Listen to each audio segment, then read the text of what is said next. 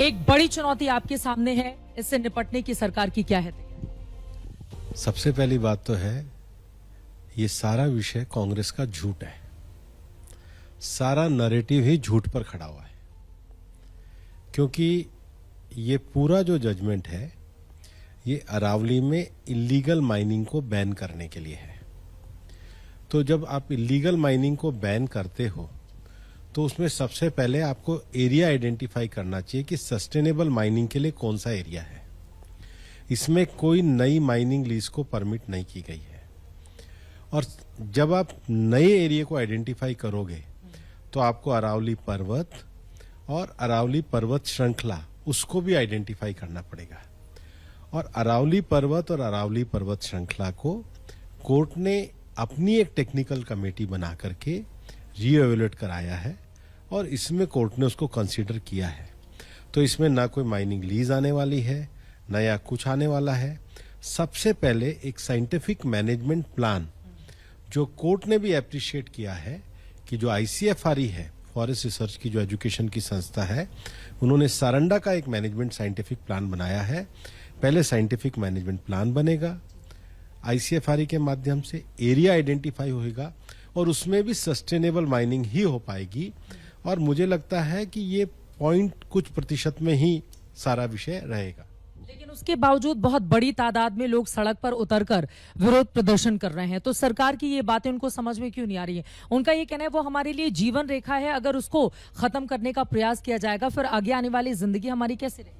मैं पूरे विश्वास के साथ कह रहा हूं, अरावली के संरक्षण के लिए हम पूरी तरीके से प्रतिबद्ध हैं।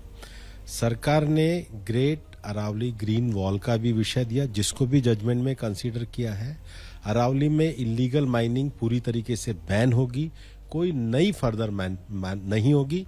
जो कोर्ट के निर्देश है उसका पालन किया जाएगा।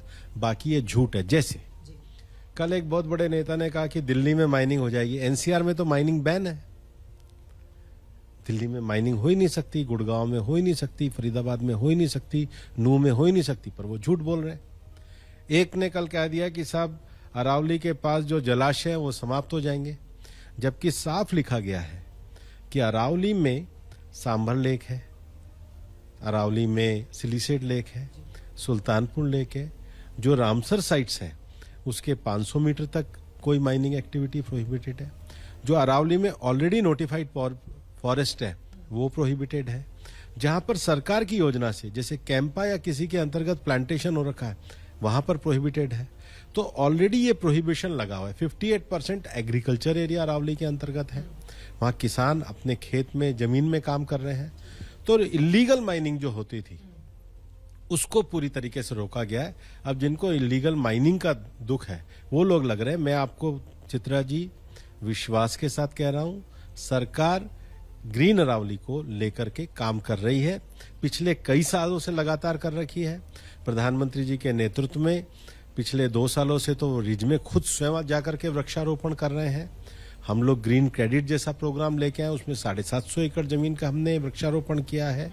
गुड़गांव में रेवेन्यू लैंड को 10,000 एकड़ को हमने कंपनसेटरी अफॉरेस्टेशन में डाल के उसका ग्रीनिंग के लिए हम लोग आगे बढ़े हैं। तो हम अरावली के सस्टेनेबल डेवलपमेंट के लिए पूरी तरीके से, और कोर्ट के दिशा निर्देशों के अनुसार कोई नई माइनिंग नहीं है। केवल जो एरिया आइडेंटिफाई होंगे वहां पर भी पहले प्लान बनेगा, तब तक कुछ नहीं होगा। एक तरफ अशोक गहलोत, उनका बड़ा बयान आया है, वो पूर्व मुख्यमंत्री राजस्थान के, उनका ये कहना है कि सरकार कुछ करती हुई नजर नहीं आ रही है। और इसके साथ ही उन्होंने आरोप लगाया है कि 2010 में जो याचिका सुप्रीम कोर्ट गई थी वो खारिज हो चुकी थी, उसको फिर 2024 में बीजेपी की राज्य सरकार क्यों केंद्र की मदद से सुप्रीम कोर्ट तक लेकर पहुंची? 2010 का निर्णय मेरे पास है, कभी खारिज हुई नहीं है। सबसे बड़ा झूठ ये है, नंबर 1 झूठ। नंबर 2 झूठ, अशोक गहलोत जी के समय में सबसे ज्यादा माइनिंग दी गई। नंबर 3, उनके समय में जो इलीगल माइनिंग में कोर्ट ने कहा है उन एरिया को आइडेंटिफाई करेंगे, वो भी जनता के सामने हो जाएगा। जैसे वो पेपर लीक करते थे ऐसे वो अरावली भी लीक करते थे। अब जब इलीगल माइनिंग पे जब बैन लग रहा है तो शायद सबसे ज्यादा दर्द भी उन्हीं को हो रहा है। अशोक गहलोत ये भी आरोप लगा रहे हैं कि सरकार गंभीर नजर नहीं आ रही है और सुप्रीम कोर्ट फिर से पुनर्विचार करे, और केंद्र सरकार को, आपको उन्होंने स्पेशली इसके लिए संबोधित करते हुए कहा कि आप लोगों को इसके लिए प्रयत्न करना चाहिए। अभी तो इस पे कार्रवाई करने के सुप्रीम कोर्ट ने निर्देश दिए और मामला सुप्रीम कोर्ट में ही पेंडिंग है। हम सुप्रीम कोर्ट के निर्देशों के हिसाब से अरावली के प्रोटेक्शन में पूरी तरीके से प्रतिबद्ध होकर के लगे हुए हैं। जो उनके समय में इलीगल माइनिंग हुई है, कोर्ट निर्देश भी है, उसको पूरी तरीके से बंद कर रहे हैं। ये उनकी तिलमिलाट है। तो आप ये कह रहे हैं कि पुनर्विचार सरकार नहीं करेगी, कोर्ट ने जो आदेश दिया है उसको के अंदर मैटर पेंडिंग पड़ा है। कोर्ट के अंदर जो मैटर पेंडिंग पड़ा है चित्रा जी, उसमें कोर्ट ने वैसे ही निर्देश दिया है कि कोई नई माइनिंग वहां पे नहीं होगी। तो नई माइनिंग तो कोर्ट का निर्देश है और सब लोगों की भी यही मंशा है, फिर विरोध किस बात का है। जहां पर हो रही है वह management plan, sustainable management plan है, तो वो भी कोर्ट का निर्देश है, अरावली के हित में है। तीसरा, अरावली के प्रोटेक्टेड एरिया में नहीं होगी। प्रोटेक्टेड एरिया और रिजर्व फॉरेस्ट का अर्थ ये है कि अरावली में 4 टाइगर रिजर्व है, 20 वाइल्ड लाइफ सेंचुरीज हैं और जो रिजर्व फॉरेस्ट है उसमें बिल्कुल नहीं होगी, जो अरावली का 20% भाग है। एनसीआर रीजन में कोई माइनिंग नहीं होगी और फ्यूचर में भी आईसीएफआर जो है उसके द्वारा इसका अध्ययन किया जाएगा, तो निश्चित रूप से अध्ययन किया जाएगा और मामला तो कोर्ट में है। लेकिन ये सारे विषय अरावली के प्रोटेक्शन के लिए और ग्रीन अरावली बनाने के लिए जो निर्देश है उसकी पूरी परिपालना की जाएगी। अशोक गहलोत जी ने देखा नहीं है, इस बार सबसे ज्यादा वृक्षारोपण अरावली में हुआ है, बल्कि इस बार चारों राज्यों के मुख्यमंत्री ने भी वहां पर जाकर वृक्षारोपण किया है। अरावली के हर जिले में हम एक वन विभाग की नर्सरी भी लगाने जा रहे हैं और जो हमने काफी ज्यादा उस काम को शुरू भी किया है। हमारे वन विभाग ने जो हजारों हेक्टर जमीन को ग्रीनिंग करने का काम है, उस लक्ष्य को भी हमने हासिल किया है और हम जिला वाइज सारा एरिया को जो है कोर्ट निर्देश के हिसाब से चिन्हित करेंगे। अरावली जो हमारे देश का गर्व है उसको आगे करेंगे। और मैं गहलोत साहब को एक चीज कहना चाहता हूँ, हम जब स्कूल में थे, अजमेर में पढ़ते थे, तो अरावली की सबसे ऊंची चोटी तारागढ़ थी। तो हमारे स्कूल का सॉन्ग ये था कि तारागढ़ की छाया में पल प्रतिपल पावे पावन बल, सम्मुख निज पृथ्वी राज रहे, ये देश बना सरताज रहे। तो गहलोत साहब, हम तो गाना गाते हुए आगे बढ़े हैं। आपने जो अरावली को नुकसान पहुंचाया उसकी भरपाई करने के लिए अब हम काम कर रहे हैं। लेकिन यहाँ पर एक परसेप्शन सरकार के खिलाफ बनता हुआ नजर आ रहा है। आपने कहा कि कांग्रेस पार्टी की ओर से ये जो भ्रम फैलाया जा रहा है उसकी वजह से कुछ लोग आक्रोश में आकर विरोध प्रदर्शन कर रहे हैं, लेकिन बड़ी तादाद में आम जनता जो उतरी हुई है उसको कैसे भरोसा देंगे कि अवैध खनन को रोकने के लिए सुप्रीम कोर्ट ने जो निर्देश दिया है उसके पालन के लिए, और आप लोग ग्रीन अरावली और फैले सुदूरवर्ती इलाकों में भी उसका विस्तार हो उसकी कोशिश की जा रही है, कैसे समझाएंगे जो आम जनता सड़क पर उतरी? चित्रा जी, मैं आपको पूरा आश्वस्त कर रहा हूं, एनसीआर रीजन में कोई माइनिंग नहीं है, पक्का। Delhi, Nuh, Gurgaon, Faridabad, no mining. उसके बाद मैं आपको बता रहा हूं, गुड़गांव में जो हमने 750 एकड़ में ग्रीन क्रेडिट से प्रोग्राम शुरू किया है, एकदम गुड़गांव के लंग्स के बीच में, उसको हरा भरा करेंगे। गुड़गांव में जो 10,000 हेक्टर को हम कंपनसेटरी या फॉरेस्टेशन में लाए हैं, अभी कोर्ट में लिटिगेशन है, उसको हरा भरा करने का काम करेंगे। अरावली के अंतर्गत जो ईएसजेड क्षेत्र है जिसमें 4 टाइगर रिजर्व और 20 वाइल्ड लाइफ सेंचुरी आती है, उसके ईएसजेड के 1 किलोमीटर तक हम जो रेस्ट्रिक्शन है उसका पूरी परिपालना करेंगे। अरावली में जो रामसर साइट्स हैं, जैसे असोला भाटी की रामसर साइट है, सुल्तानपुर की रामसर साइट है, सांभर की रामसर साइट है, सिलीसेट की रामसर साइट है, उसको पूरी तरीके से करेंगे। उदयपुर को जो रामसर साइट का दर्जा मिला है उसको पूरा करेंगे। जिला अनुसार जो साइंटिफिक प्लान की बात कोर्ट ने कही है वो जिला अनुसार वो प्लान बनेंगे और राज्य सरकारों के सहयोग से ग्रीन अरावली को सुनिश्चित रूप से आगे बढ़ाने के लिए करेंगे। और मैं सब लोगों से आह्वान करता हूं कि एक पेड़ मां के नाम अभियान जैसे और बाकी विषय में ग्रीनिंग और डिग्रेडेड एरिया है उसमें साथ आए, जुड़े और अरावली का जो गौरव, इकोलॉजी का जो रिच बायोडायवर्सिटी का आप सब चाहते हैं, हम सब मिलकर के उसको अचीव करें। दरअसल अरावली सिर्फ एक राज्य तक सीमित नहीं है, अलग अलग राज्य, कई जिले उससे जुड़े हुए हैं और हर जगह इसको लेकर एक अलग स्थिति। 4 राज्य हैं, हरियाणा, दिल्ली, राजस्थान, गुजरात, 39 डिस्ट्रिक्ट्स हैं, है ना। और हर डिस्ट्रिक्ट्स में एक फॉरेस्ट नर्सरी है। आपको मैं बताना भी चाहूंगा कि इसी साल उदयपुर में लगभग गर्मियों में मैंने 39 के 39 डीएफओस को बुलाया था और हमने कहा है कि जो आपके डिस्ट्रिक्ट्स की नेटिव स्पीशीज हैं जो अरावली के लिए, जैसे अरावली की नेटिव स्पीशीज में बेर है, ढाक है, भेड़ा है, आंवला है, गूलर है, नीम है, पीपल है, बड़ है, क्योंकि गहलोत साहब मानते नहीं, हम तो अरावली में पले बड़े ही हैं। लोकल नेटिव स्पीशीज तो हमारे दिल में है, हमने शुरू से इसी को करा है। ये सारे पेड़ों के लिए मैंने अलग अलग नर्सरी और सभी डीएफओस के साथ पूरा कोऑर्डिनेशन किया और जनता के सहयोग से इसको हम और अच्छा करेंगे। ये कहना चाह रहे हैं, आखिरी सवाल अरावली से जुड़ा हुआ, फिर मैं दिल्ली के प्रदूषण पर भी आपसे बात करूंगी। आप ये कह रहे हैं कि लोगों को परेशान होने की जरूरत नहीं है, सरकार गंभीर है, प्रतिबद्ध है और अरावली को लेकर लोगों के मन में किसी भी तरह का भ्रम नहीं रहे, उसको कोई क्षति नहीं पहुंचे। लोगों की संवेदनाओं के साथ हम पूरी तरीके से हैं और लोगों की अपेक्षा के हिसाब से हम ग्रीन अरावली में सबके साथ मिलकर के काम करेंगे। कोई इलीगल माइनिंग एक्टिविटी अब कोर्ट के बाद तो और स्पष्ट हो गया है, नहीं वहां पे होगी। कोर्ट के निर्णय में स्पष्ट डायरेक्शन है, कोई जब तक साइंटिफिक प्लान नहीं और न्यू माइनिंग नहीं होगी। और एक जो स्ट्रेटेजिक माइनिंग है, जैसे अरावली के कुछ एरिया में देश की स्ट्रेटेजिक आवश्यकता के हिसाब से जो स्ट्रेटेजिक पॉइंट से जो विषय होगा उसको भी कोर्ट निर्देशों की पालना में किया जाएगा। बाकी अरावली में कोई 2% क्या 0% में ही जो माइनिंग जो सस्टेनेबिलिटी के लिए है वही अलाउ है।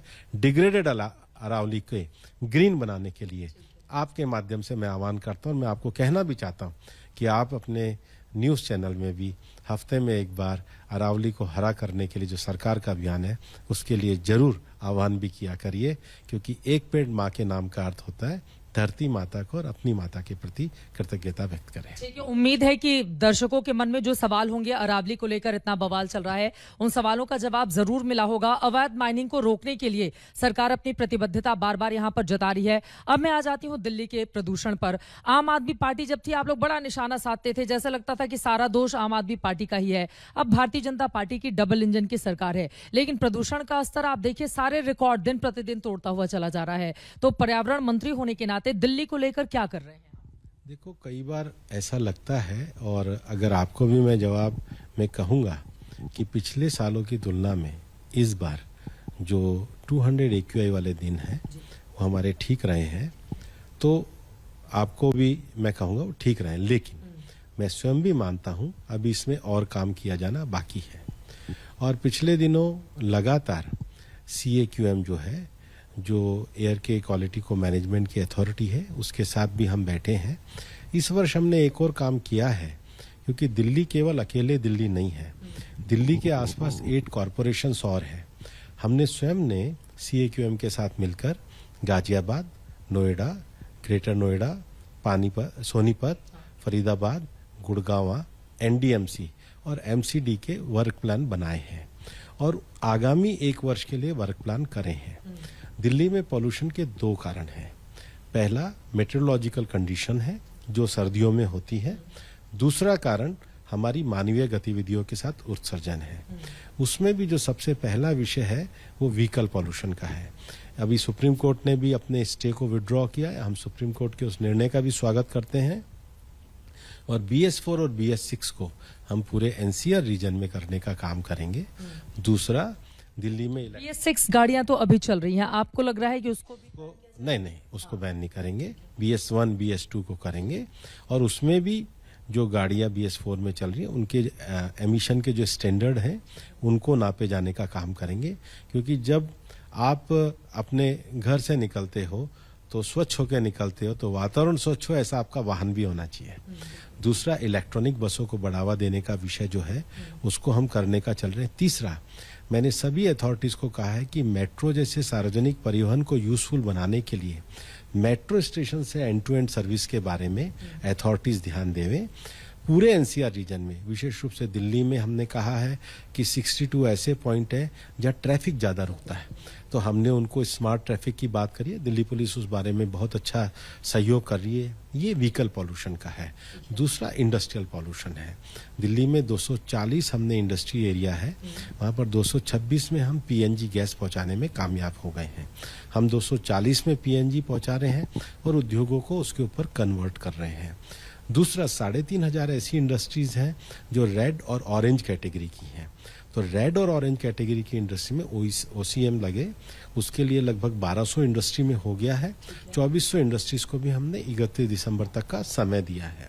उसके अलावा जो अनरेगुलेटेड इंडस्ट्रीज हैं उस पर हमने सभी अधिकारियों को कहा है कि इस पे आप स्ट्रिक्ट मॉनिटरिंग करिए और इसको क्लोज करने का काम करिए जो अनरेगुलेटेड या इलीगल चल रही हैं। तीसरा जो विषय इंडस्ट्रियल पॉल्यूशन के बाद जो आता है जिससे PM10 ज़्यादा पड़ता है वो डस्ट का है। हमने सारे कॉरपोरेशन से कहा है और हमने उनका एनुअल प्लान भी लिया है कि आपका एंड टू एंड पेमेंट जो है वो बिल्कुल पक्का होना चाहिए। और मैं तो दिल्ली के नागरिकों को भी आह्वान करता हूं कि ग्रीनिंग केवल घास से नहीं होनी चाहिए। कुछ ऐसी घास या शर्ब्स ऐसी हैं जो कम पानी के भी रह जाती है लेकिन मिट्टी को नहीं उड़ने देती। तो अभी हमने अपने फॉरेस्ट डिपार्टमेंट से भी 20 के करीब ऐसी प्रजातियां वनस्पति की करी हैं जो मिट्टी को रखती है। और एक जो बड़ा विषय है वो डेमोलिशन का है, क्योंकि डेमोलिशन का जो वेस्ट है वो काफी उड़ता है। तो हमने सभी कॉरपोरेशन को CND डेमोलिशन के लिए जगह बनाने के लिए और उसको निकालने के लिए निर्देशित किया है। 1 वर्ष की उसकी योजना बनाने को कहा है। उसके साथ ही जो सॉलिड वेस्ट है, क्योंकि आम आदमी की पार्टी के समय में तो कचरे के ढेर लग गए थे, अभी तो माननीय मनोहर लाल जी के नेतृत्व में उस पे काफी काम हो रहा है। और लगभग 3 तो ऐसे हैं, भलसवा का, ओखला का, जांगी, और उसको तो पूरा हम जून तक का टारगेट रख रहे हैं कि लीगेसी वेस्ट को बैन किया जाए। बल्कि गुड़गांव, फरीदाबाद के भी कॉरपोरेशंस ने कहा है कि वो जल्दी टेंडर निकाल के उनका जो बंदवाड़ी में लीगेसी वेस्ट है उसको दूर करने का काम करेंगे। फिर हर कॉरपोरेशंस को हमने कहा है कि आप दिल्ली में जो ओपन स्पेस है उस ओपन स्पेस को आप पब्लिक डोमेन में करिए और लोगों का पार्टिसिपेशन करिए कि ज़्यादा से ज़्यादा ग्रीनिंग करें। तो व्हीकल के मामले में, इंडस्ट्री के मामले में, सॉलिड वेस्ट मैनेजमेंट के मामले में, डस्ट पॉल्यूशन के मामले में, रेड और ऑरेंज कैटेगरी के मामले में, जो अनरेगुलेटेड इंडस्ट्री उसके मामले में, ग्रीनिंग के मामले में और पब्लिक पार्टिसिपेशन के मामले में, इसमें हम 1 वर्ष की योजना बना के काम कर रहे हैं और हम सबके सहयोग से इसको करेंगे। ऐसा तो नहीं, आखिरी सवाल कि सरकार जब देखती है इतना ज्यादा प्रदूषण, उस पर बवाल होता है, उसके बाद नींद से जागी। देखिए, आप एक धीर गंभीर मंत्री माने जाते हैं, आपने बड़े विस्तार से अच्छी बातें भी बताई कि आगामी दिनों में दिल्ली को प्रदूषण मुक्त कैसे बनाया जाए। लेकिन क्या बहुत देर आप डबल इंजन की सरकार का दावा करते हैं? आम आदमी पार्टी के लिए पहले तो बहुत निशाना साधते थे और अब देख लीजिए कि इन लोगों में AQI को लेकर और दिल्ली के CM ने जो बयान दिया उसको लेकर भी बड़ा बवाल दिल्ली में चल रहा है। देखो, हम लोगों ने पराली को लेकर भी काम किया है और आम आदमी पार्टी की सरकार के जो मंत्री थे वो जितना भाषण दिया करते थे उतना काम नहीं करते थे और वो केवल आलोचना प्रत्यालोचना में रहे हैं। लेकिन मैं ये मानता हूँ कि मोदी जी के नेतृत्व में हमने पहली बार NCR में लोकसभा में बिल पास करा के CAQM जैसी अथॉरिटी बनाई है। पिछले 3 सालों में CAQM ने अपनी एक फंक्शनिंग बनाई है। ये जो फंक्शनिंग का मायना है वो पॉलिसी भी है, साइंटिफिक रिसर्च भी है और साइंटिफिक डिसीजन लेना भी है। क्योंकि प्रदूषण में मानव जनित जो प्रदूषण है वो प्लस मौसम संबंधी चीजें, इन दोनों का जो कोऑर्डिनेशन के लिए जो स्टेप उठाने चाहिए वो स्टेप उठाने के लिए हमने काम किया है। और इसलिए मैं आपको बता रहा हूं, पिछले 2 महीने से कोई ऐसा दिन नहीं जाता है जब CAQM से हमारी बात ना होती हो। पहले हम मौसम विभाग से हवा, विंड, उसका ट्रेंड ना पता करते हो और उसके हिसाब से गैप ना लगाते हो। अभी CAQM जनवरी में और कुछ अच्छे निर्णय करने वाला है। लगातार समीक्षात्मक बैठकों के बाद दिल्ली में, NCR में विभिन्न एजेंसियों का अच्छा कोऑर्डिनेशन बना है। एक छोटा सा जवाब और मैं चाहूंगी, ये बताइए कि दिल्ली कब तक प्रदूषण मुक्त, क्योंकि जितने भी अलग अलग देशों के राष्ट्राध्यक्ष आते हैं, हाल ही में हमने पुतिन साहब को देखा जब वो दिल्ली में आए थे, उस दिन भी कितना ज्यादा प्रदूषण था। तो दिल्ली को पूरी तरह से प्रदूषण मुक्त करने के लिए, क्योंकि अब मोदी सरकार बड़े बड़े काम कर रही है देश में, जैसा वो दावा भी करती है, तो दिल्ली को पूरी तरह से प्रदूषण मुक्त करने के लिए, यमुना पूरी तरह से स्वच्छ करने के लिए क्या कोई टाइम फ्रेम आप लोगों की ओर से डिसाइड किया गया है? चित्रा जी, मैंने जितने विषय आपको कहे हैं दिसंबर में सबके ईयरली प्लान देखे हैं। मैं पूरी निष्ठा और ईमानदारी से अगले वर्ष हमारे सारे मुख्यमंत्री और हम सब मिलकर इसके लिए कार्य करेंगे, अच्छे परिणाम लाएंगे और आपको हर महीने इसका अपडेट भी देते रहेंगे। बहुत धन्यवाद आपका ABP न्यूज से जुड़ने के लिए। मंत्री जी को परिश्रम भी ज्यादा करना होगा और परिश्रम की पराकाष्ठा जब पार होगी तभी दिल्ली से प्रदूषण भी कम होगा। और अरावली को लेकर भी इनके दावे हैं। इनका ये कहना है कि कांग्रेस पार्टी की ओर से भ्रम फैलाया गया है, सरकार पूरी तरह से प्रतिबद्ध है, अरावली की पर्वत श्रृंखला को कोई नुकसान नहीं पहुंचेगा और उसके विस्तारीकरण को लेकर भी कई योजनाएं आगामी दिनों में आप देखेंगे। अब इनके दावों का कितना दम दिखेगा जमीन पर, और ये जो विरोध प्रदर्शन चल रहा है वो क्या समाप्त होते हुए हम देखेंगे अगले कुछ घंटों में। इस पर लगातार एबीपी न्यूज की नजर बनी रहेगी। अभी के लिए दीजिए इजाजत। देश और दुनिया की तमाम खबरों के लिए आप देखते रहिए एबीपी न्यूज। आपके हित में, जनहित में।